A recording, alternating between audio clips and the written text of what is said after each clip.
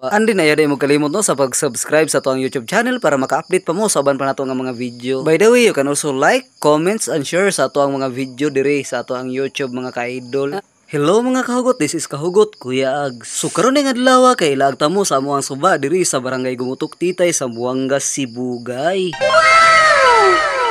Okay pud kay diring napita kay ang cottage barato ra. Sa kantidad nga tag 150 pesos only pwede na mo maka-avail og cottage. Andin do na pud sila sa ka-cottage nga tag 200 mga kahugot bay. By the way, ilang cottage nga tag 200 mas dako ni siya gamay kaysa ilang cottage nga tag 150 pesos.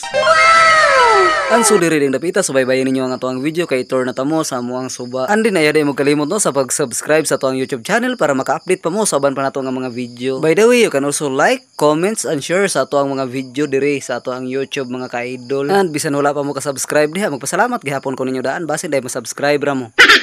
By the way, update din sa atong suba karon, medyo okay siya kaliguan bay kay limpyo ang tubig karong panahon na mga bay. Unya medyo tinaw-tinaw na pud siya gamay.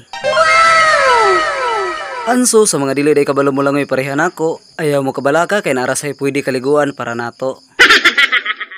Kanang kaliguanan nga mabaw ra ba nya pwede gyud ta magbasa-basa. Bitaw kini suba wagi problema kung di ta kabalo mang langoy. Daghag mabaw nga area nga pwede natong kapilian nga nindot kaliguan.